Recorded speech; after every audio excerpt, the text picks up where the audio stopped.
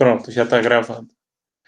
Bem, pessoal, hoje a gente vai passar para vocês o ponto 4, falar um pouquinho do ponto 3 também. Eu não sei se vocês já fizeram, deixa eu dar uma olhada, eu vou entrar no Moodle. Inclusive, vocês podem pedir para ver se ficou registrado as atividades, tal. Claro, de preferência no fim, ou no comecinho da aula ou no final, né? Não sei se vocês já tiveram a oportunidade de ver, se vocês... Ô, professor, Pode falar. perdão de interromper, já que o senhor tocou nesse ponto, eu só fiquei um pouquinho com o pé atrás a respeito do estudo dirigido, que eu fiquei sem saber se realmente tinha constado aí que eu tinha aberto ou não. Aí, se o senhor Tá, a depois gente pudesse olha. confirmar. Eu vou mostrar para vocês a tela agora do Moodle, aí a gente olha, tá certo? Quem quiser ver, vê.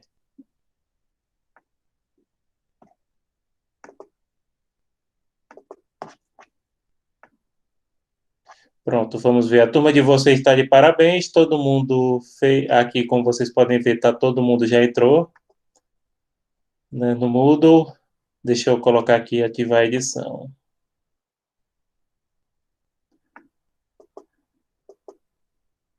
Então vamos ver estudos dirigidos. Estudos dirigidos. Seminários, ok. Vocês colocaram.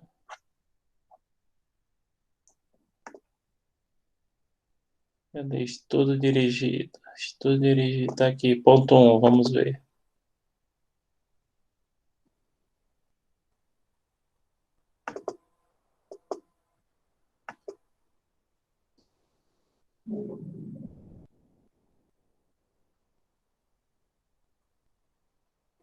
Uhum.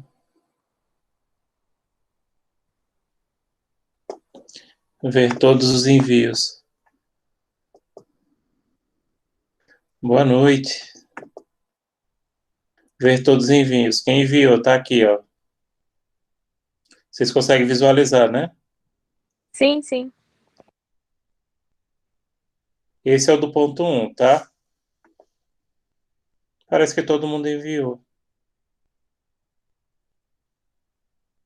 Enfim.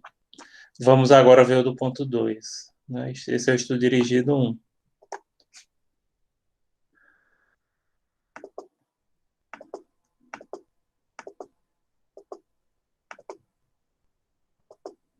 Estudo dirigido 2.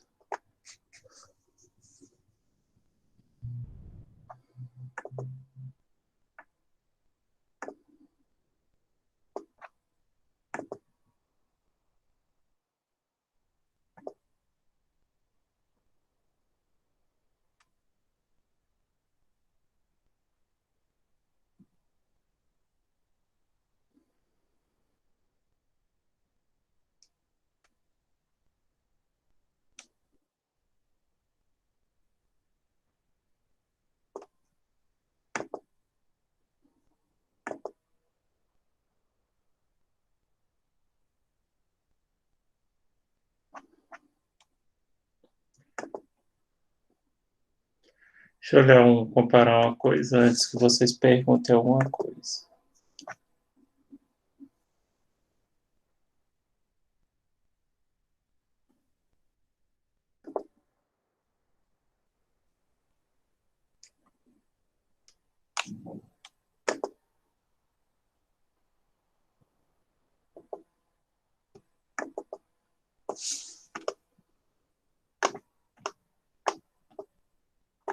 Pronto.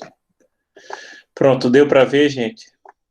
Tem mais alguma coisa que vocês queiram ver? Sim, obrigado. Pronto. Sim, antes da gente começar o encontro de hoje, eu gostaria de falar, porque, sim, aí falta a gente, para a segunda unidade, falta a gente passar o ponto 4 e o 5. O 4 é pequeno, talvez não dê para terminar hoje, mas chega perto, ele é um pouquinho maior do que o ponto 3. E o ponto 5, que vai ficar para as duas últimas aulas, antes da prova, né? Então, por exemplo, por aí, hoje Eu devo terminar o assunto total entre o dia 22 e 29 de setembro, mesmo na hipótese do retorno das nossas aulas ao vivo, porque vocês sabem que vai continuar sendo transmitido e nem todo mundo vai poder participar e vai ficar esse sistema de transmissão, só que aí, em vez de transmitir da minha casa, vamos transmitir da sede, né? E alguns de vocês que puderem ir vão poder acompanhar conosco. Os que não puderem, como sabem, mas aí depois a coordenação vai passar isso para vocês com calma, tá certo? Amanhã vai ter uma reunião na reitoria, eles vão passar com calma para vocês, tá bom? Tá certo. Ô, professor, Oi. eu tenho uma pergunta. Essa questão da transmissão da aula que o senhor estava dizendo agora, isso foi uma decisão perante as disciplinas do senhor, ou os outros professores vão fazer isso também? Ou ainda vai ser Se for presencial, todos vão ter que transmitir, né? Ah, tá certo. Todas as disciplinas presenciais vão ter que ter vão ter que ter transmissão. Porque nem todo mundo vai poder ir, ou todos vocês vão poder vir. Não, não, vai não. Muita gente não vai poder ir, não. Exatamente. Né? Não, todo mundo sabe disso. Né? A instituição está ciente. Assim, qualquer diretriz é bom esperar até amanhã, mas assim, o que a gente sabe é isso, entendeu? O que foi passado para a gente. Vai ter a transmissão lá. E aí, percebam o seguinte, a gente vai continuar tendo essas atividades do Moodle para vocês fazerem, etc., estudarem tudo isso, do mesmo jeito. Né? Basicamente, a principal diferença é essa transmissão.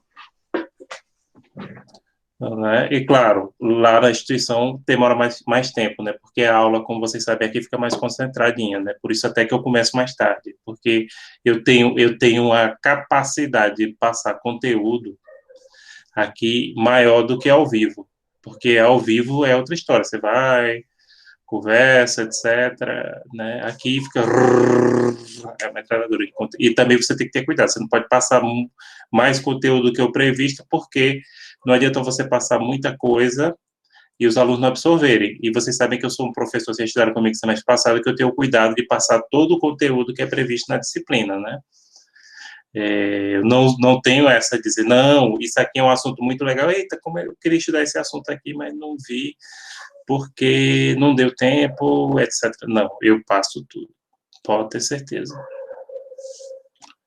Pronto. Sim, gente, aí eu queria mostrar para vocês, vamos voltar aqui para o velho Moodle, eu queria mostrar para vocês o exercício do ponto 3, porque esse ponto 3 é muito importante. Aí eu coloquei aqui, acho que alguns de vocês já responderam e tal. O ponto 4 já ficou disponível agora a partir das 18h30, né?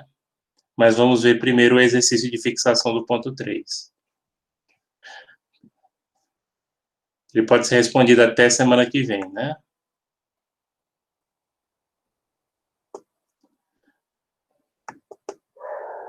Só tiveram 6 que responderam. Não sei se vocês estavam esperando eu mostrar. Até porque não esqueçam o seguinte: esse exercício de fixação não importa se você acertou ou errou.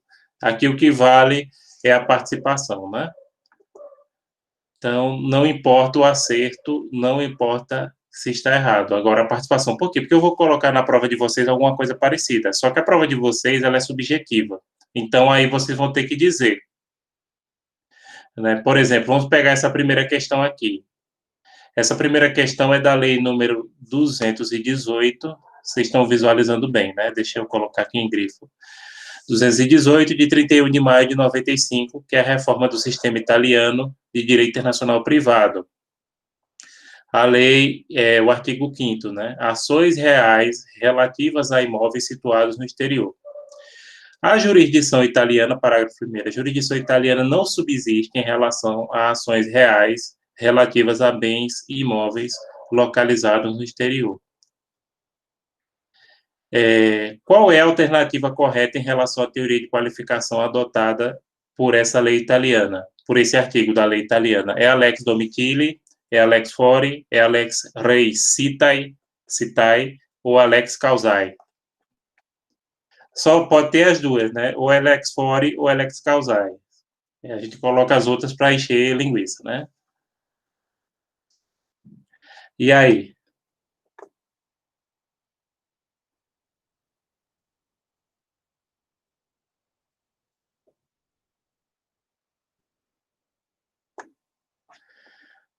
Alguém? Eu chuto que é a causai. É Eu chuto causai. fora. No chute, não. Vá do certo. Não é, é a causai, sim, é causai. Por É quê? porque eu tinha feito essa atividade outra vez e eu percebi que, tipo, o meu raciocínio era exatamente o contrário a todas as respostas que eu fiz. Aí meio que acertei, só que é o contrário. Agora, exatamente, é a lex causae.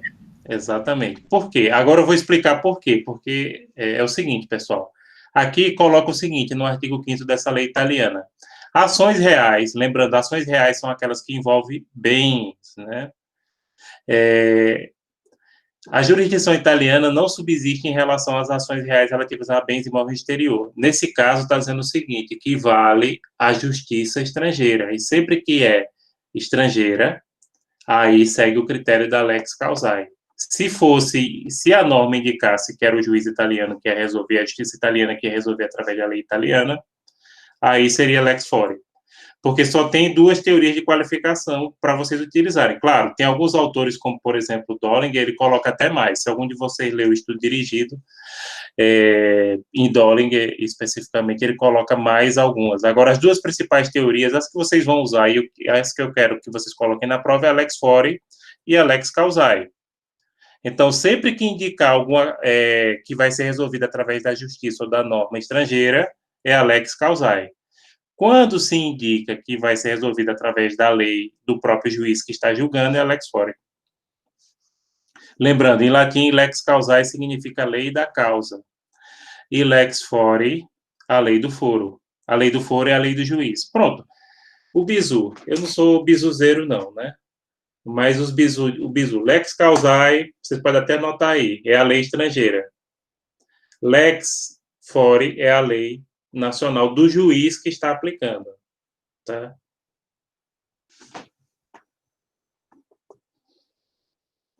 Vamos ver outra questão aqui.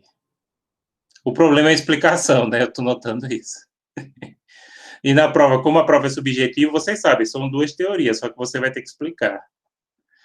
Esse é o artigo 43, né? Da Lei de Introdução ao Código Civil Alemão. É alemã, né? Artigo 43. Como eu não sei alemão, é por isso que está em inglês. Se eu, italiano, eu dou minhas cacetadas, mas em alemão não dou, não. Aí eu peguei lá em inglês, né? Artigo 43, direitos reais.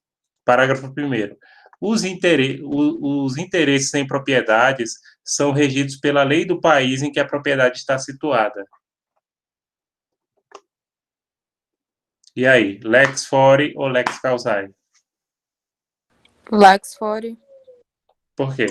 Fora. Que é pela lei do país, né? Do país em que a propriedade está situada. Vamos ver aqui se vocês acertaram mesmo.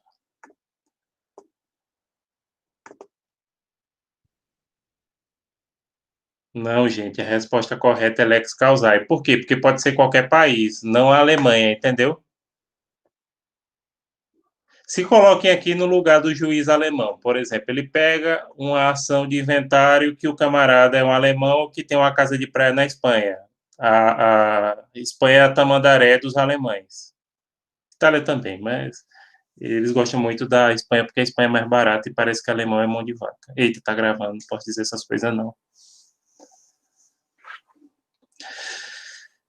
Enfim, vocês entenderam. O cara vai e edita, né, um trecho desse. Sim. Aí, como eu estava dizendo, por que é lex causae? Né, a resposta aqui está correta. Porque pode ser qualquer, por exemplo, se for na Alemanha, perfeito. Mas aí percebam que não está exigindo, porque isso é uma lei alemã. Então, se coloque no lugar de um juiz alemão que leia isso. Então, os interesses por propriedades, direitos reais, são direitos relativos à propriedade, em relação à lei do país em que a propriedade está situada. Não importa se é na Alemanha ou no exterior. Então, aí é lex causae. Sério. Agora, vocês querem ver lex fori? Também tem. Aí, talvez vocês consigam perceber. Vamos para 3. Pronto. Aqui já não tem nem para onde correr, ó. Questão terceira. E perceba que eu sou eclético, né? Eu vou do Peru à Alemanha, passando pela Itália, não tenho preconceito, não, né? Perceba, não, ele só gosta de botar legislação de país europeu. Já botei do Paraguai, já botei países africanos, eu utilizo bastante, né? Então, eu pesquiso bastante isso aí. Bem, gente, mas vamos lá. Competência dos juízes peruanos, artigo 2048 do Código Civil peruano. Os juízes aplicarão unicamente o direito interno do Estado declarado competente pela norma peruana de direito internacional privado. Os juízes aplicarão unicamente o direito interno do Estado declarado competente pela norma peruana, ou seja, o direito do país de direito internacional privado. Aí, lex fori.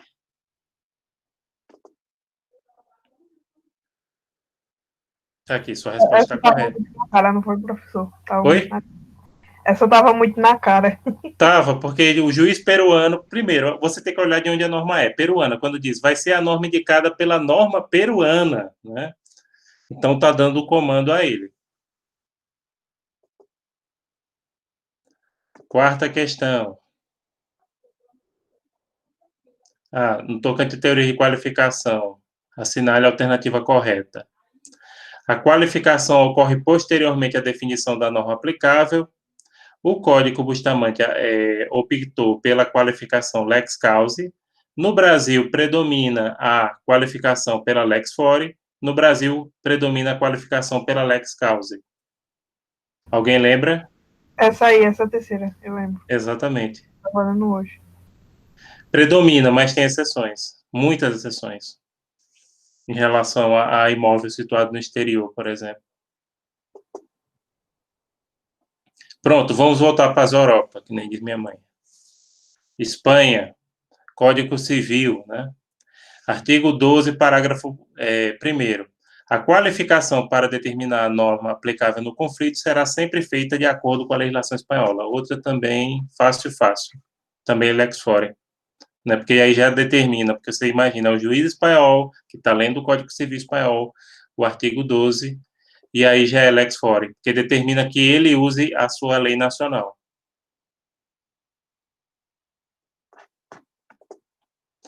Alguma dúvida, gente? Repete, por favor, esse último. Pronto, repito. Nesse último aqui é o artigo 12, parágrafo 1º do Código Civil espanhol, né? A qualificação para determinar a norma aplicável no conflito será sempre feita de acordo com a legislação espanhola. Aí, no caso, essa questão de pegar essa palavrinha-chave, legislação espanhola, que é de acordo com ela. Então, subentende que é de acordo com a lei nacional, né? Então, já... Exato, porque, perceba, o autor aqui é o país, Espanha, né? A norma é o Código Civil. Tem que olhar aí a referência também. Mas outro detalhe, às vezes menciona a lei nacional, como aquele alemão. Entendi. Só que naquele caso alemão podia ser nacional de qualquer país, por isso que alguns de vocês se confundiram. Né? Porque fala ali naquele artigo da lei de introdução ao Código Civil alemão, dizia, olha, a lei nacional do país em que o imóvel estiver situado. Aí pode ser de qualquer país, porque imaginem só, o juiz, que nem aquele caso que eu estava falando, o juiz alemão que julga uma causa de inventário que o camarada, o falecido, o finado de cujos, que nem a gente fala no direito, ele tinha imóveis, uma casa de praia na Espanha, como é muito comum, senão.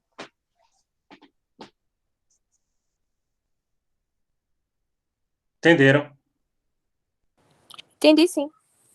Perfeito. Mais alguma coisa, gente? Do ponto 3? O ponto 3 vai ser isso. A diferença é que ele é subjetivo, vocês têm que explicar, mas são aquelas duas. A questão do ponto 3 vai ser... Eu ainda não escolhi o país. Ainda vou escolher o país. Acho que dessa vez eu vou colocar para vocês algum país africano. Claro, algum país africano que adota o nosso sistema jurídico, né? Então, alguma colônia europeia, pode ser alguma colônia portuguesa, francesa.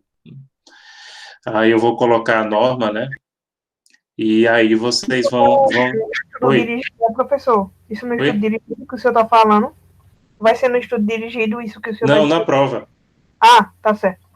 Na prova. O estudo dirigido eu coloco antes do dia 15. Porque para não concentrar tudo no final do mês, entendeu? Porque no final do mês vocês vão ter que entregar meu seminário, vocês vão fazer a prova. Então, para dividir as pancadas, vamos dizer assim, a gente antecipa, entendeu? Mas o estudo dirigido, você só é clicar ali, se você quiser ler depois, leia. E também o bom desse estudo dirigido é porque você fica sabendo as partes do livro em que o assunto está, né? Dos livros, já que da bibliografia básica, que graças a Deus tem toda na biblioteca digital da SES. Uma pena é que outras disciplinas do curso de RI, que são mais ligadas a RI mesmo, não tem a disponibilidade que se tem nessa biblioteca digital da SES. Não tem. Mas, assim, disciplinas como a minha, direitos humanos, acho que economia também, eles têm, assim, a última edição saiu agora, não chegou nem na livraria, e já está disponível lá. E aí é importante porque vocês já veem as páginas, né? Eu não fazia estudo dirigido, eu comecei a fazer agora, né, nos encontros pedagógicos que foi sugerido, achei interessante, né? Achei bem interessante, porque você marca essa página. Se o aluno quiser ler, perfeito. Agora, obriga o aluno a ir lá. Ele sabe que tem lá, ele sabe que existe. Porque uma coisa que eu dou a vocês, a dica no Moodle é o seguinte, clique em tudo. Procurem clicar em tudo, saber tudo o que é que tem ali, porque ele registra, né? Como a gente já mostrou aqui, ele registra tudo que você fez, tudo que você visualizou, e aí daí a gente faz essa questão de frequência e tudo mais. Pronto. Agora eu vou passar para vocês, pelo menos começar, senão acredito que não vai dar para terminar, não. E também, deixa eu olhar aqui, ponto 4. Ponto 4, gente, eu já deixei os slides lá, já deixei o exercício de fixação também, só falta o estudo dirigido, porque aí está faltando o estudo dirigido do ponto 3, eu coloquei estudo dirigido? Não, coloquei não, vou colocar. Eu tenho que colocar o estudo dirigido do ponto 3, do 4 e do 5.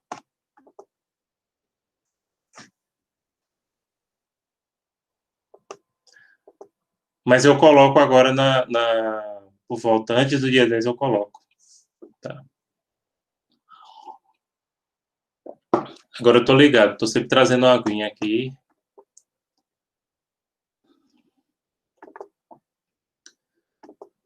Pronto, vamos lá. Ponto 4. Direito internacional privado.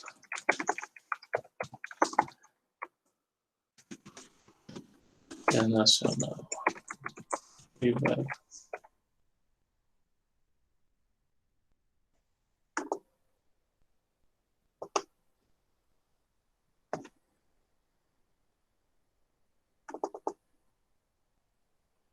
Pronto, perfeito.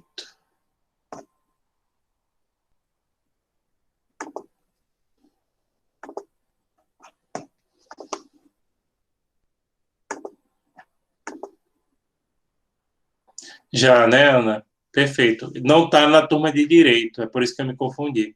Na de vocês já está. Porque vocês têm mais assunto de privado do que direito. Porque o pessoal de direito, eles pagam essas disciplinas, né? Família, reais, essas coisas, eles pagam. Então, a carga horária deles é menor do que a de vocês. Por exemplo, eles só têm 7 pontos, vocês têm 10 pontos dessa disciplina. Então, tem coisas que vocês veem mais aprofundado. E principalmente por conta disso, porque vocês não veem determinadas disciplinas ligadas a sucessões, reais, família, e eu preciso dar uma noção bem aprofundada para vocês. Então, só está faltando mesmo do 4 e do 5, o estudo dirigido, né, para fazer. Então, vamos lá, pessoal, ponto 4. Lembrando que a partir desse momento, se vocês tiverem pergunta, não usem o chat, perguntem no áudio ou peçam para algum dos colegas lerem. Então, o nosso ponto 4 é elementos de conexão. Esses elementos de conexão, pessoal, a sistemática de trabalho deles é muito parecida com o ponto 3. muito parecida, no sentido que eu uso bastante a legislação estrangeira e vocês vão ter que dizer que tipo de elemento de conexão é aquele. São duas classificações diferentes, mas que têm muita relação entre si. Agora, elementos de conexão existem mais do que dois, que nem daqui a pouco a gente vai falar. Eu só vou... Teoria de qualificação, eu só exijo duas, porque se vocês olharem até pelo estudo dirigido, vocês vão perceber que a maioria dos autores só colocam duas. Acho que só Dollinger é que coloca três, e alguns autores assim mais estrangeiros, tal, mas as duas mais importantes são aquelas, lex fori e lex causae. Já elementos de conexão tem vários. Então, o que seria conexão? Conexão, como vocês sabem, é ligação, união, ponte, encontro, vínculo, entroncamento, nexo, ponto em comum. Então, isso é conexão. Né? Os elementos de conexão é a parte da norma de direito internacional privado que determina o direito aplicável, seja o direito nacional do julgador, que é a lex fori, ou seja o direito estrangeiro, que é a lex causae, ou cause, dependendo da pronúncia que vocês quiserem adotar do latim. O conceito é um pouquinho difícil, mas, por exemplo, é através do elemento de conexão, e nesse sentido eu não sei por que a gente não colocou até um pouquinho antes, talvez porque tenha dois só teorias de qualificação, enquanto que elementos de conexão você tem vários, tem muitos, né? Embora aqui na prática, que a gente vai ver aqui, a gente só utiliza dois, mais dois, né? Embora pode haver incidência. Inclusive, no exercício de fixação, eu coloquei mais de dois elementos de conexão. Ali vocês têm vários. Então, o elemento de conexão, ele indica a teoria de qualificação. Mas são conceitos diferentes. Aí, se ele indica o direito nacional do julgador que está julgando a causa, é a lex fori, a lei do foro em latim. Se é o estrangeiro, a lex causae. Mas esses elementos de conexão, como a gente já falou, são muitos, né? São muitos. Porém, na prática, a gente usa mais dois. Elementos de conexão são também denominados circunstâncias de conexão, pontos de contato, ou conexão, regras de conexão ou simplesmente conexões. Isso depende do autor. A maioria chama elementos de conexão mesmo. Quase todos os autores que vocês verem, eles usam a terminologia, né? Elementos de conexão. Em outros idiomas também, tem uma sinonímia muito parecida, tem uma porção de cognatos, né? Pontos de conexão em espanhol, point de rattachement em francês, momento de colegamento na língua italiana, né? Points of contact ou connecting factor, faltou até um C aí em inglês, eu para mim tinha corrigido isso. Não salvou. A norma de direito internacional, gente, ela possui 3 partes. Na primeira parte, é feito o objeto de conexão, né? O objeto de conexão é a matéria que se refere a uma norma indicativa ou indireta de direito internacional, se ocupando de questões jurídicas vinculadas a fatos ou elementos e fatores sociais. Esse objeto de conexão, no sentido de matéria, seria o assunto que se refere a essa norma indicativa. Por exemplo, pode ser direitos reais, se é relativo a bens, pode ser de direito de família, se é relativo a casamento, se é relativo a testamento ou inventário, sucessões, se é relativa a contratos, obrigações e direitos contratos, e assim sucessivamente. Segundo, o elemento de conexão, que é justamente a parte que torna possível a determinação do direito aplicável, se é o direito nacional ou o direito estrangeiro. Elemento de conexão até aqui, talvez para vocês está parecendo complicado, mas na prática não é. Não é tão complicado e é muito parecido com as teorias de qualificação. E terceiro, que é a consequência jurídica, né, que seria a aplicação de um direito material, nem sempre é escrita, podendo estar subentendida, né? Essa consequência jurídica é a aplicação do direito diante de um caso concreto. Quando está subentendida, aí entra aquela questão dos costumes, que é a norma jurídica que você segue pela tradição.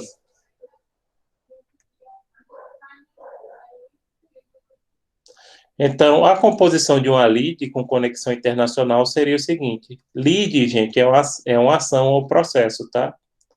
A gente chama lide aqueles que têm uma parte autora e a outra parte o réu.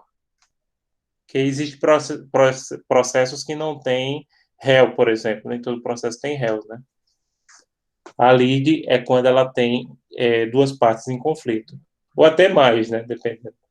Mas vocês entenderam. Lide a gente chama o processo que sempre tem uma parte, um lado a favor e outro lado contrário. Às vezes pode ser dois a favor, um contra, enfim. Primeiro, o julgador enquadra os fatos controversos, alegados e aprovados no objeto de conexão da norma adequada ao caso concreto, que seria essa parte de qualificação, aí é ligada aos elementos de qualificação, lex fori e lex causae. Segundo, o elemento de conexão indicará o juiz fori ou o direito estrangeiro, que é a lex causae. E terceiro, a consequência jurídica será a aplicação do direito indicado. E aí a gente está falando em sede de uma causa concreta, né, de um processo no qual tem duas partes em conflito.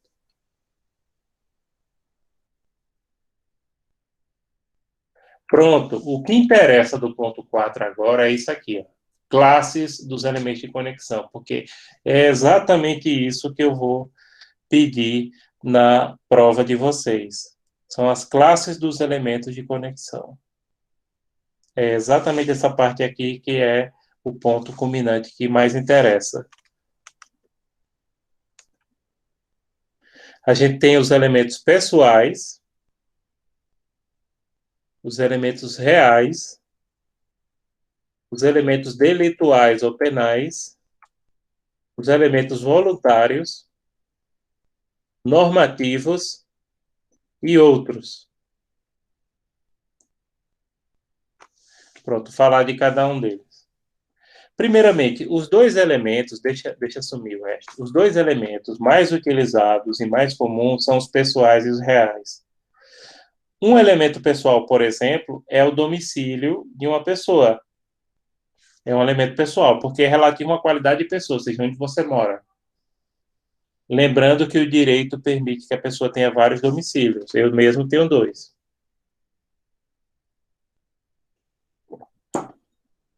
Agora, também o direito às vezes diferencia residência de domicílio. Mas, de todo jeito, tanto a residência quanto o domicílio, a residência é aquele lugar que você é menos habitual. Por exemplo, quando a gente...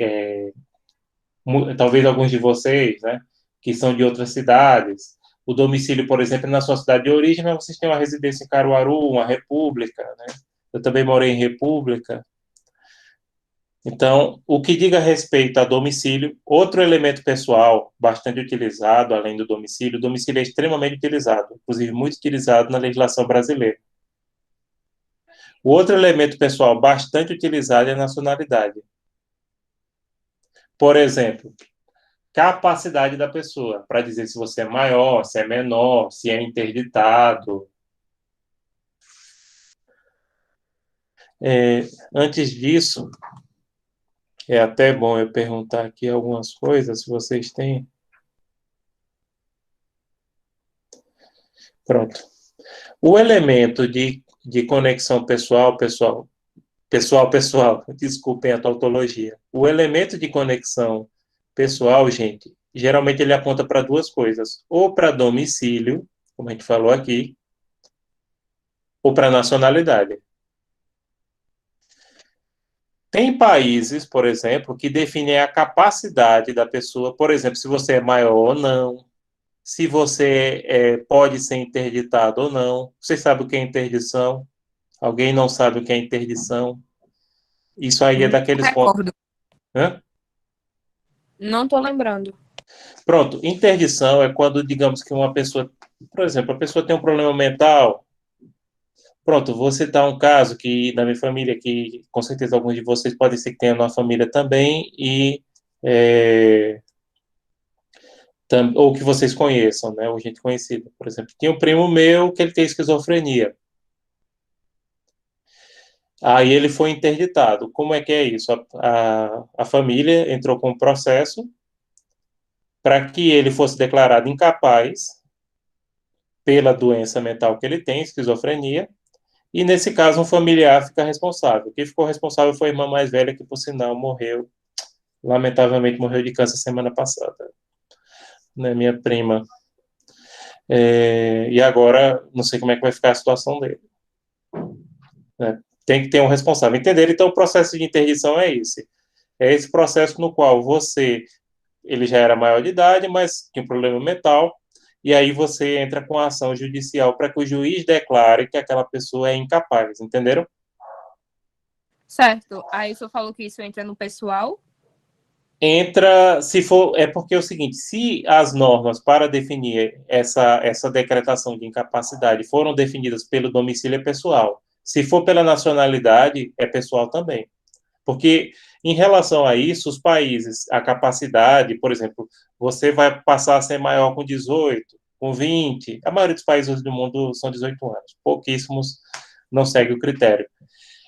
Quase todos os países do mundo, o Brasil segue o domicílio, por exemplo. A Alemanha, se eu não me engano, é nacionalidade. Mas, de todo jeito, isso é um critério pessoal. Isso é um elemento de conexão pessoal. Entendeu? Porque é definido pelo domicílio. Ah, é a norma do teu domicílio, não importa a tua nacionalidade. Ah, é a norma da sua nacionalidade, não importa o teu domicílio.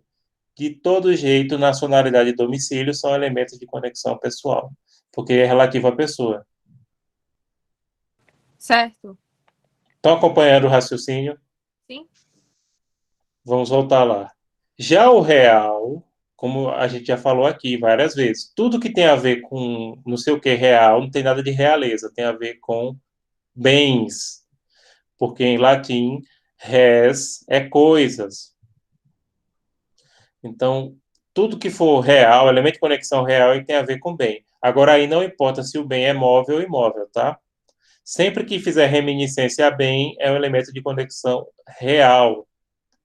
Por exemplo, a gente já falou aqui várias vezes e continua a repetir que todos os países que a gente conhece a legislação, imóveis sempre são regidos pela lei da localização da coisa.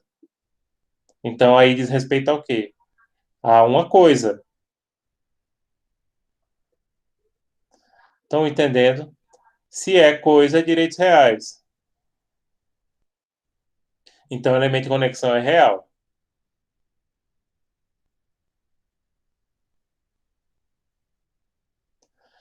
E aí, 90%, 90 não, vamos dizer que 80% dos casos são resolvidos nesses dois elementos de conexão, ou pessoal ou real. E o pessoal, por sua vez, dois critérios, né? Nacionalidade e o outro é domicílio da pessoa.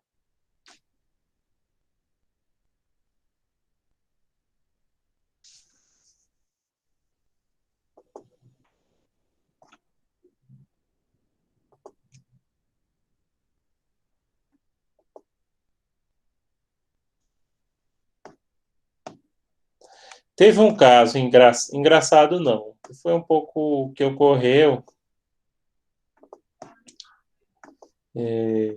que ocorreu comigo, que foi o seguinte. Acho que alguns de vocês sabem que nos Estados Unidos a legislação proíbe que pessoas de menos de 21 anos bebam, certo? Que é até uma loucura. O cara com 16 pode dirigir, mas só pode beber depois dos 21. Aí, beleza. Né? Nos Estados Unidos, gente, percebam que a capacidade é definida pela lei do domicílio da pessoa. Isso eu conheço a legislação americana nesse aspecto, tá? Você é capaz de acordo com a lei do seu domicílio. Agora imagine o caso seguinte. Uma brasileira com 19 anos vai fazer um cursinho de inglês nos Estados Unidos. Ela é domiciliada no Brasil, ela só está ali fazendo um curso de férias, não sei o quê. Né? Não vai nem passar 6 meses, vai passar 1 ou 2 meses lá. Aí essa menina pode beber no Brasil, ela é capaz para beber no Brasil, e quer chegar num bar nos Estados Unidos e beber, e a garçonete vai dizer assim, não, minha querida, você tem quantos anos? 19. Então você não pode beber, porque a lei americana só permite que se beba a partir dos 21. Ela vai dizer, sim, mas eu não sou domiciliado nos Estados Unidos, eu estou aqui como turista e eu quero tomar uma. E aí, gente, o que vocês acham no caso desse? Ô, professor, Ela não pode beber, não. ela diria que é do Brasil, né? Tipo, ela teria que lhe dizer da onde ela é por causa da legislação do país dela, né? Sim, Tipo, porque ela é capaz de beber no Brasil, né? Ela é maior de acordo com a legislação brasileira. A própria legislação americana reconhece que é o domicílio da pessoa que define. Ela não é domiciliada nos Estados Unidos. tá certo. Não, é porque eu tava pensando, se ela fosse de qualquer outro país do mundo e chegasse lá, se ela poderia comprar, assim, entendeu? Não, agora aí tem uma coisa, tem outro aspecto. A legislação americana, primeiro, quando você viaja, e aí é uma dica que eu acho que eu já falei em público, mas quando você está em outro país, você tem que obedecer à legislação local. Né? Isso aí é o princípio da primazia da lei local. Inclusive, é um dos aspectos que o profissional de relações internacionais, ele assessora, né? E dentro desse assessoramento está informar as pessoas que as pessoas têm que obedecer às normas do país que visitam, né? A legislação americana em relação a bebidas, eu não sei como ela disciplina. Se ela só disciplina isso para pessoas que têm domicílio nos Estados Unidos ou para qualquer pessoa que esteja transitando no território dos Estados Unidos. Mas, de qualquer forma, isso ela poderia, no caso, até se quisesse questionar isso até legalmente para gerar um precedente, entenderam? Ele vai dizer, não, eu não sou domiciliado aqui. Ô, Então, professor, oi. mas aí a garçonete não seria proibida de vender a ela, não? Também? Tipo assim, legalmente. Aí depende de como a lei americana foi escrita em relação à bebida. Porque em relação à capacidade de pessoa, é exatamente não é isso que eu estou falando. Depende de como a lei americana para bebida for definido. Porque, por exemplo, nesse caso que eu estava falando, que ocorreu, eu fiquei pensando isso depois eu estava fazendo um cursinho de férias de inglês em Nova York e a gente foi para um bar, foi para o Hard Rock Café Nova York e tal, e chegou lá, tinha uma menina de 19 anos, a garçonete já descartou de cara. Aí eu fiquei pensando assim, inclusive, gente, o pessoal estavam umas 8 pessoas, por conta da menina ninguém bebeu, só eu bebi. Eu digo, olha, me desculpe, fulana, mas eu vou vir daqui no Hard Rock Café só essa vez, é um lugar que eu não pretendo vir de novo, então vou tomar, não vou ficar aqui tomando Coca-Cola, não, vou tomar uma cerveja. A menina ficou com raiva, viu, gente? Ela ficou com raiva de mim. Ô, professor, eu tenho uma pergunta. Foi? Vê, o ensino médio lá nos Estados Unidos é na mesma faixa de idade daqui? Parecido. É porque, assim, em muitos filmes e séries de lá, o pessoal vai pra festa, fica bebendo as coisas, assim, cerveja, essas bebidas alcoólicas. E a Na maioria verdade, eles não podem. Se for uma festa feito, tipo aqueles prom, prom, né? O nome? Aquelas coisas. festa caseira também, os dois. Não, não pode, nem na caseira, nem na outra. Não pode, viu? Inclusive, alguns até nos filmes, não sei se você já assistiu, eu passava a minha adolescência assistindo aqueles filmes americanos, essas coisas. Tinha aquele John Hughes, que o cara era muito bom nos filmes. De filme de adolescente americano. Muito engraçado os filmes dele, né? Tipo aqueles filmes tipo Curtindo a Vida Doidada, não sei se vocês já assistiram. Tem o Clube dos Cinco na Netflix, né? Isso. Pronto, dos anos 80 e 90 a gente assistia muito. E era justamente o tempo também que eu estava na escola. Aí é o seguinte, não pode, viu? É 21 anos, bico seco. Não pode. Eles trazem escondido, eles levam escondido, mas não pode não. A legislação, então, para, tipo, determinar que isso seria apologia, mostrando isso nos filmes, assim, tipo, fazendo uma coisa que não pode, no caso... Eu acho que não, mas tem a faixa etária para aquele filme, entendeu? Ah, sim. Que eles têm uma classificação lá que é bem rígida, por sinal, é bem rígida essa classificação. Um detalhe, a maioria das cidades americanas, inclusive Nova York, você não pode andar com bebida na rua. Vocês já ouviram falar disso? Eu já percebi que, às vezes, nos filmes, o pessoal compra as coisas e coloca dentro de um saco de papelão. Exato. Aí Lá bota dentro. na residência universitária que eu fiquei, que a maioria do pessoal ou é do cursinho de inglês que eu fiz, que é a Kaplan, ou é da Universidade de Colômbia. Tinha uma farmácia em frente, que a farmácia vendia as bebidas, né? O pessoal, comida, a farmácia lá vende bebida e comida, que é de Wayne. Aí o pessoal botava no saco. Botava no saco. Ah, e outra, e era dentro do hotel. Era proibido você levar bebida alcoólica, mas o pessoal levava dentro do saco mesmo. Mesmo para os maiores de 21. E não pode, por exemplo, você não pode comprar uma cerveja e tomar no Central Park. Não pode, vai ser multado. Entendeu, gente? Aí depende, nesse caso da menina que eu falei, depende aí de como é a legislação, que eu acho que varia de estado para estado. Se só definir que são americanos com 21 anos, então, sim, teria como abrir o precedente. Se definir que é qualquer pessoa que esteja no território, ou proibindo a venda, acho que quem falou isso foi Antônio, ou foi Matheus, sei lá, para qualquer pessoa naquela idade, então, é proibido. Entenderam? Mas, de todo jeito, a pessoa podia questionar, olha, eu sou... a própria lei americana reconhece que a minha capacidade é de acordo com a norma do meu domicílio. Por exemplo, eles levariam isso em conta se a pessoa comprasse um imóvel, com certeza, ou mesmo um automóvel. Que aí ia definir a sua capacidade e o seu domicílio. Entendeu? Não, eu estou aqui, eu vou comprar, ou então só estou fazendo turismo, mas eu quero comprar um apartamento aqui para passar férias, né?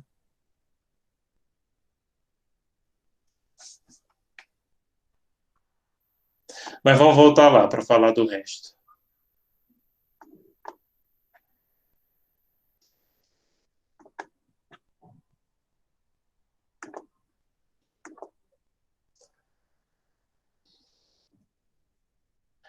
Delituais ou penais, pessoal, é relativos a crimes, tá?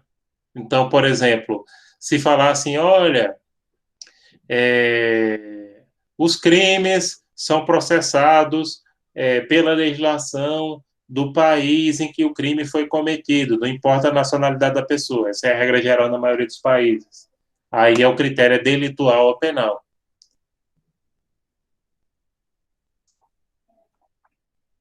Voluntário é quando as partes podem escolher, que geralmente aí é permitido nos contratos, e principalmente aqueles contratos, gente, que tenham direito disponível. E aí, por favor, nunca esqueçam, existem direitos que são disponíveis, ou seja, que as partes podem até renunciar àquele direito, e existem outros direitos que são indisponíveis. Então, em direitos indisponíveis, não dá para escolher o elemento de conexão voluntário, tá? Então, por exemplo, quais seriam os direitos disponíveis? Na parte de empresarial, por exemplo, as empresas definirem qual a norma vai ser aplicada àquele contrato, então, numa relação empresarial. Já se a relação é de consumo, já se a relação é trabalhista ou de relativa familiar, aí pode haver direito indisponível e que as partes não podem escolher, entendeu? Em regra, esses elementos voluntários incidem em relações empresariais. Por exemplo, um contrato de comércio internacional. Então, aí permite que as partes escolham. Então, voluntário de vontade, né? Escolha. Normativos geralmente são aqueles definidos pela ordem pública do país, que o próprio país já define, por exemplo, uma questão de direito tributário, qual vai ser o elemento de conexão aplicado, né? E torna obrigatório, geralmente é alguma coisa ligada aí a direito tributário, a impostos, a tributos, no qual se define que vai ser aquela norma aplicável por imposição da jurisdição do Estado. Outros, um exemplo que tem desses outros, seria um que existe, que depois a gente vai falar dele, no direito anglo-saxônico, no common law, que o juiz ele analisa com qual ordenamento jurídico, o contrato tem mais relação. As partes não escolheram qual é o direito e qual é a legislação e o foro aplicado, e o juiz ele analisa a parte que tem mais contato, o estado que tem mais contato. Então, basicamente, esses são os elementos de conexão. Na prova, eu vou colocar elemento de conexão, inclusive eu já disponibilizei no exercício de fixação, mas, assim, os que vocês devem focar e que pode cair na prova seriam os pessoais, reais e voluntários. Esses são os mais comuns. E principalmente os pessoais e os reais. 80% dos casos são pessoais e reais. Pode ter os voluntários, quando se escolher. Normativo tem, mas é mais difícil, né? Delitual, penal, a gente não vai ver questões delituais ou penais. E esses outros não é do nosso sistema jurídico, é típico do sistema jurídico anglo-saxônico ou common law.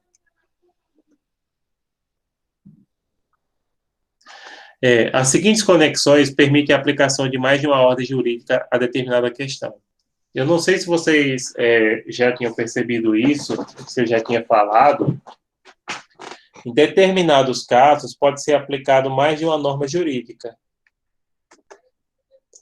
E aí você pode usar vários elementos de conexão de uma vez, dependendo do caso. Por exemplo, se um falecido deixou bens imóveis em vários países. Subsidiário. Você aplica aquele, consequentemente, você vai ter que aplicar outro elemento de conexão de outro país. Alternativa, escolhe um ou outro. Cumulativa, aplica os dois ao mesmo tempo.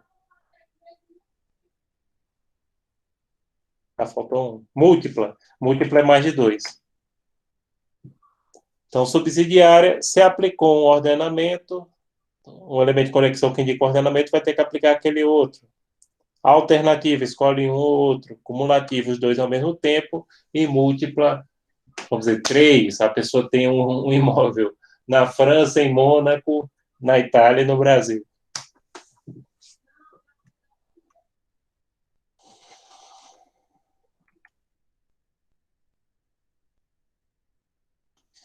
Porém, pessoal, coloquem na cabeça o seguinte: a maioria dos problemas de direito internacional privados são solucionados pelas conexões centradas na pessoa que geram a primazia de dois fatores: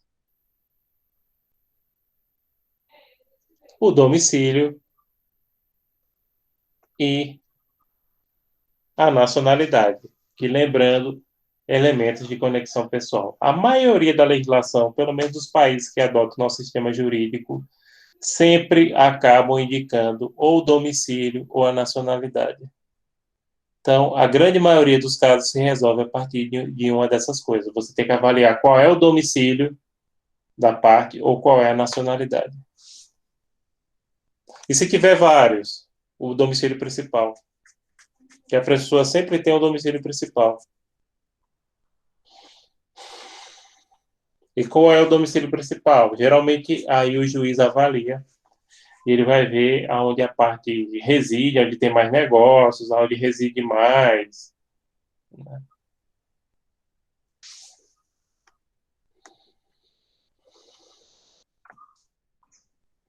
E o domicílio é o elemento de conexão predominante no direito internacional privado, sim, sendo adotado no Brasil e nos países da América Latina para a maioria dos casos. Inclusive no próprio Código Bustamante, né? Era defendido por Teixeira de Freitas, acho que eu falei isso no ponto 1, esse grande jurista baiano, e pode existir uma pluralidade ou uma ausência de domicílio, ou seja, a pessoa que não tem domicílio é chamada adômite. Não necessariamente ser um sem-teto, mas perceba, vamos dizer que é uma pessoa que só vive viajando e tal. Não é o caso de ser somente a questão do sem-teto, percebam. Seria o caso de um diplomata ou não? Não, eles têm. Inclusive, para fins jurídicos, dentro do país, o diplomata é considerado residente na capital. A própria, se eu não me engano, eu esqueci agora o artigo da LINDB, mas tem isso na LINDB. Os diplomatas, pelo menos os brasileiros. Não, seria o caso, por exemplo, claro, totalmente hipotético aí, de um viajante desses viajantes profissionais. O cara vendeu tudo e saiu viajando. Um sonho que eu ainda tenho, eu já visitei 16 países, né?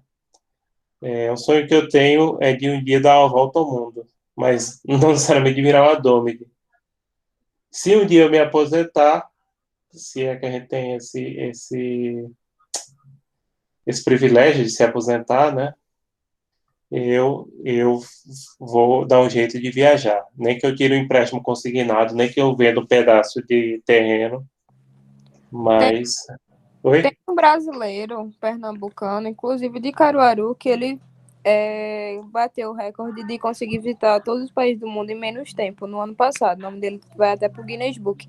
Então, diante desse período que ele passou rodando o mundo, ele entrava nessa classificação de que não tem domicílio?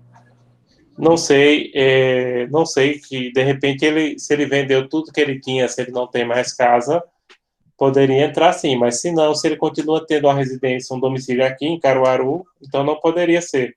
Ele tem.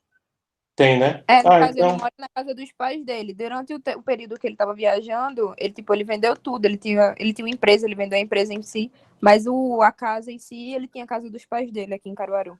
Certo. Eu, quando me aposentar, eu quero fazer a volta ao mundo. Não necessariamente visitar todos os países, mas fazer... Eu não sei se vocês sabem que, inclusive, tem passagem aérea de volta ao mundo. A última vez que eu olhei, no período de menos... num período assim, fora da alta temporada, estava R$ 11.000, né? Você escolhia de acordo com... É um passe que você compra, aí você escolhe os continentes, essas Star Alliance, essas alianças, elas vendem essa passagem de volta ao mundo, entendeu? O valor depende do número de continentes que você quer visitar e depende do período. Mas, assim, um dia eu tenho coragem de fazer. Agora, eu não, assim, eu já viajei muito, mas eu não me importo tanto pelo número, entendeu? Eu gosto mais da qualidade, porque, por exemplo, já teve países que eu fui muitas vezes. Portugal eu fui 5 vezes. Uruguai, Argentina, Estados Unidos, cada um eu fui 3 vezes. Na Espanha eu fui 2 vezes. Então, assim, eu gosto muito se eu gostei do país, eu vou sempre.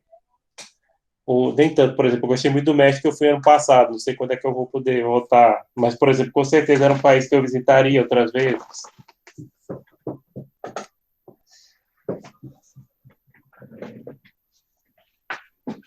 E aí vai. Então, quem não tem domicílio é o adômide. Na Europa, gente, eles gostam muito de utilizar a nacionalidade. A conexão por nacionalidade é definida pela Lex Fori, que é a teoria de qualificação que aplica a lei local, né? Mesmo os apátridas podem usá-la, a Lex Fori, nesse caso em relação à nacionalidade. Por quê? Você vai avaliar qual foi a última nacionalidade e qual é o domicílio que ele teve, né? Este elemento é usado pela maioria dos países europeus e em outros continentes. Então, no caso da Europa, onde a gente usaria o domicílio, por exemplo, capacidade. Aqui na nossa região, eles olham, inclusive o Brasil, o próprio Estados Unidos, que a gente falou, capacidade, né? Olham o domicílio. Na Europa, olha a nacionalidade.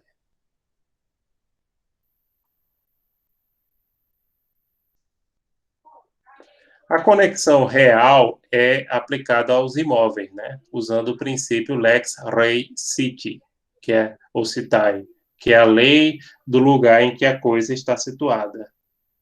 É aceita quase universalmente. Eles falam assim, quase universalmente, mas eu ainda estou para achar o país que não segue esse critério. Eu não consegui. Eu estou procurando, eu faço prova, por isso que eu sempre coloco países diferentes para ir pesquisando. Aí, gente, teve um aluno no semestre passado que perguntou assim, professor, e no Paraguai? Será que no Paraguai segue esse critério também da conexão real? Eu digo, não sei, agora você pegou. Aí coloquei o Paraguai na prova deles, da turma, né? O aluno, por sinal, inclusive, ele foi laureado da turma. Um aluno muito bom, por sinal, acho que eu posso até falar o nome dele, Luan, do 10º período de Direito, semestre passado, né? Ele foi laureado da turma agora nessa colação de grau que teve no meio do ano, essa colação que eles fizeram remota, que nem alguns de vocês acho que viram, né? E ele tinha perguntado isso, professor, será que o Paraguai segue esse critério? Mas aí eu fui olhar e eu digo, segue. Coloquei na prova, digo, pronto, agora tu responde no dia da prova, agora tu analisa aí a legislação e vê se o Paraguai segue esse critério. Seguia. Acho que eu até coloquei no exercício de fixação de vocês, a questão que eu tirei da prova que eu apliquei nessa turma semestre passado. No Brasil, de acordo com o artigo 8º da Lei de Introdução às Normas da LINDB, imóveis segue o critério da lei do lugar em que está situado. Esse é o critério que acaba sendo adotado. As conexões voluntárias se referem ao lugar de execução do contrato, adotado pela maioria das legislações. Voluntárias são aquelas que as partes escolhem, né? Seu emprego é muito antigo, remetendo a Bartolo, no século XIV, que era um mestre italiano do direito internacional privado, e é usado principalmente nos casos de negligência e mora. Mora, pessoal, por exemplo, quando tem os juros que você pagou para não cumprir quando não cumpriu a obrigação, demorou a pagar uma prestação de alguma coisa. Então, aí entra esse aspecto que pode ser definido voluntariamente pelas partes. O direito internacional privado, ele reconhece a autonomia da vontade como elemento de conexão, né? Que é essa capacidade que as partes têm de escolher, proposto já pelo francês Dumoulin também, do Moinho, né? No século XVI.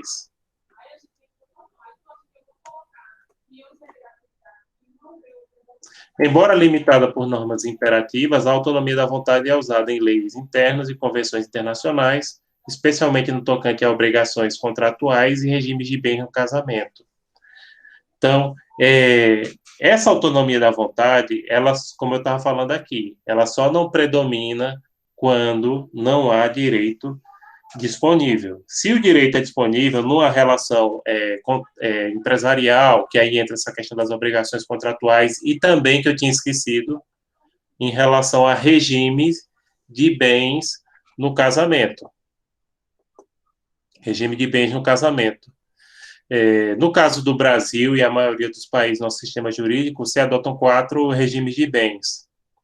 A comunhão universal, que se comunga tudo para frente, para trás, tudo se comunga. A comunhão universal, que é isso, comunga tudo para frente e para trás. A comunhão parcial de bens, que se comunga os bens que forem adquiridos a dinheiro durante o casamento.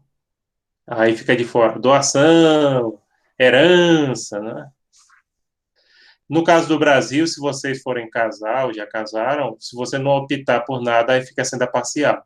Aí comunga os bens que foram adquiridos durante o casamento, não importa com o dinheiro de quem. Se você comprou durante o casamento, claro, não entra doação, não entra, né?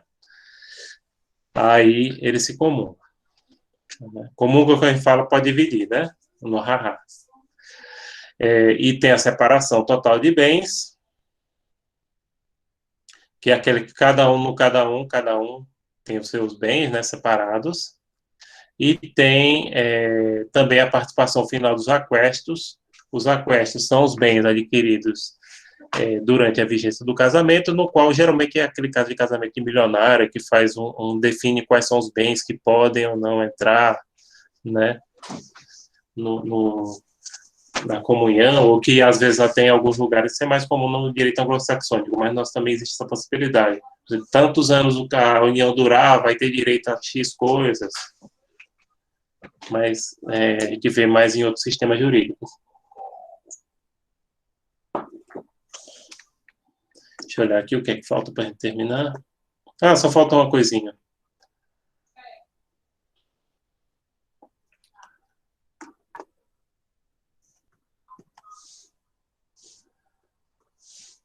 A cláusula da autonomia da vontade requer cautela no Brasil, uma vez que os tribunais geralmente não aceitam entendimento doutrinário favorável à sua utilização em virtude da Lei de Introdução às Normas, a LINDB. Olha, No caso do Brasil, a LINDB estabelece que, em relação a contratos, deve ser o lugar que o contrato foi celebrado. Porém, os juízes mais modernos, eles têm aceito que as partes, quando há direito disponível, como falei, em relação principalmente empresarial, as partes podem escolher qual é a norma a ser aplicada, tá? Então, aqueles juízes mais velhos, né, que são mais fechados, aí realmente eles têm uma dificuldade de entendimento maior. Mas esses juízes que estudam, que são mais antenados, se for uma relação jurídica no qual realmente exista um direito disponível, não vai ter o menor problema, não, de aplicar. Então, aí, e outra, em relação a contratos, a maioria das questões relativas a contratos são resolvidas através de arbitragem. Não vai nem para o Poder Judiciário. E um detalhe que eu chamo a atenção de vocês é que, por exemplo, não sei se vocês sabem, vocês de RI podem trabalhar como árbitros. Inclusive, tem um curso de mediação e arbitragem aqui na A6. Aqui na A6, vocês... Sim. Aqui na A6, vocês... de vez em quando eles aparecem falando de curso de mediação e arbitragem que a pessoa pode fazer, e se for de uma área de expertise e de conhecimento, vocês podem fazer sim, tá certo? E basta fazer esse curso de mediação e arbitragem, inclusive, acho que a última vez que custava na faixa de R$50. O curso é caro, mas habilita a pessoa a ser árbitro dentro daquele determinados assuntos de expertise que vocês têm. Por exemplo, eu gosto muito de trabalhar com comércio exterior, eu fiz o projeto lá no LAP, estou fazendo, quero trabalhar com isso futuramente, porque essas grandes empresas, pessoal, elas não vão para o judiciário, não, entendeu? Elas resolvem problemas contratuais através de arbitragem ou mediação. E para ser árbitro ou mediador, não precisa ser formado em direito, só fazer um cursinho e ter muito conhecimento numa determinada área.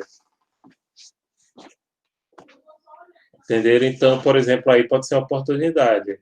Então, quem gosta dessa parte de comércio internacional, já está fazendo projeto, está participando do PIEX que a gente tem no LAPRE, né?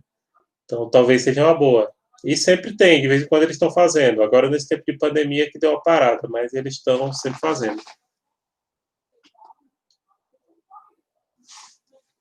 Sim, aí eu já passei o ponto 4 total para vocês. Que também ele é pequenininho, né? Referências são as mesmas, depois eu vou colocar lá para vocês. Vou fazer um estudinho dirigido, especificando as páginas, né? Então, é isso. O que mais, gente? Vocês têm alguma pergunta?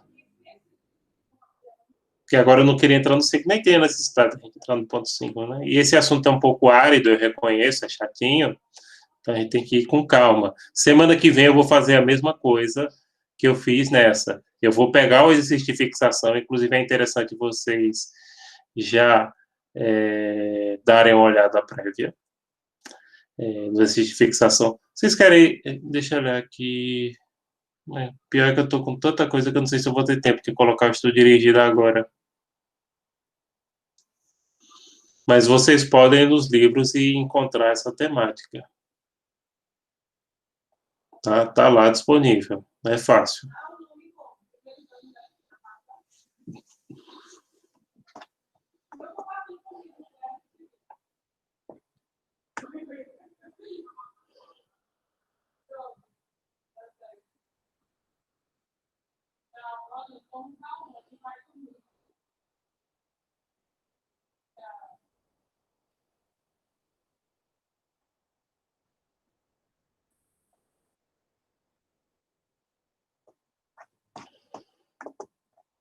E aí, gente, perguntas?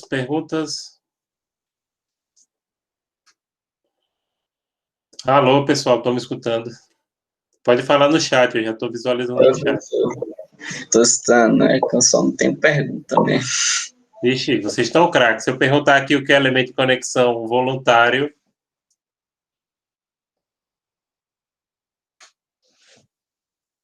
não, faça o seguinte, deem uma olhadinha no exercício de fixação do ponto 4, que lá vai ter a legislação dos países. É mais ou menos aquilo que vai cair na prova de vocês, claro, vai ser outros países, como eu disse. Eu acho que eu vou pegar, tanto para a questão 3 quanto para a questão 4, eu vou pegar algum país africano, uma colônia portuguesa ou francesa, de preferência países que adotam um sistema jurídico do nosso, né, civil law. E aí vocês vão analisar tanto as teorias de qualificação quanto o elemento de conexão presente. Eu estava dia desse olhando a legislação de Cabo Verde, pessoal. Às vezes eu fico olhando assim, eita, vou olhar a legislação de Cabo Verde, ou de outro país africano que seja, né? Como eu disse, a preferência que eu vou dar é para países que adotam nossa sistemática jurídica, e basicamente os que adotam são as colônias africanas e portuguesas da África, porque aí as britânicas já seguem outro regime jurídico, que é o do common law, né? Então, tentem fazer. Eu só acho que eu não vou ter tempo de colocar o estudo dirigido antes, que aí talvez alguns de vocês quisessem dar uma olhada, mas porque esses dias eu estou bem ocupadinho, eu estou terminando um artigo científico e, aliás, enquanto a gente estava falando aqui, eu recebi um convite, inclusive, para avaliar um artigo, e eu vou aceitar, não é que eu estou com tempo, não, mas eu vou aceitar, porque é importante a gente participar dessas avaliações de artigos, etc., né, e eu estou sempre orientando, e esse pessoal publicaram 2 artigos meus, né, inclusive o artigo da pandemia da China, eles publicaram. Sim, e deixa eu perguntar mais alguma coisa. Vocês deram uma olhada naquele artigo que eu deixei em relação ao exercício complementar? Podem responder sim, né? Perfeito. Pronto, perfeito, perfeito. Não, tem problema não, só se vocês viram. Viu, Heloísa? Tem tempo. Obrigado, Ana.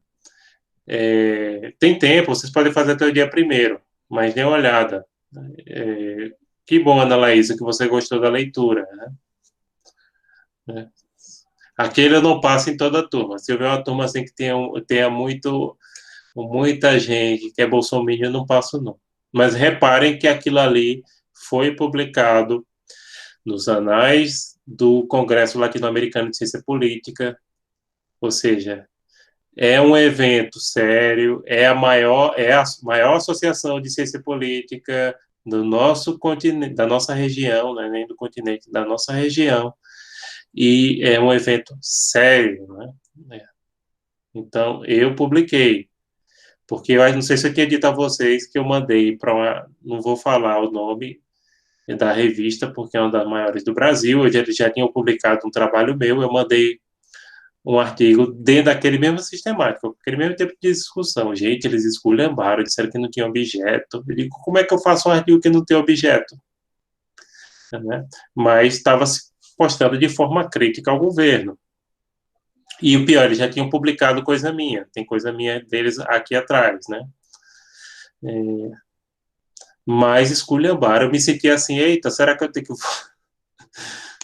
Não. Porque uma coisa é o seguinte, e aí eu chamo a atenção de vocês, existe a diferença entre você ser panfletário, né, fazer propaganda, ser panfletário, e a outra diferença é você fazer o estudo crítico que segue a metodologia científica. Então, o que eu faço ali é um estudo crítico, mas que segue a metodologia científica. A diferença aí é toda o fato de você seguir a metodologia científica. Eu não estou usando palavras de ordem, eu não estou trabalhando com achismo, eu fiz uma análise em cima de uma metodologia chamada análise do discurso, usando um referencial teórico de transição. Então, aí outra coisa, aí achismo é uma coisa. Né? Tá certo, gente. Então, acho que é isso, né? Por hoje é só. Se vocês não têm mais pergunta, por hoje é só. E aí, semana que vem, a gente vê se vai ser transmitido lá na SES, quem pode ir ou não. Aguardem as instruções que a coordenação e a instituição vai passar para vocês. Tá certo? Fiquem de olho nessas instruções. Boa noite, gente. Boa noite a todos e a todas. Se mantenham. Boa noite. Boa noite, gente. Mantenham-se bem, né? E vamos ter esperança. A gente precisa ter esperança. Boa semana para todos e para todas. Boa noite, professor. Boa noite, gente. Boa noite. Boa noite.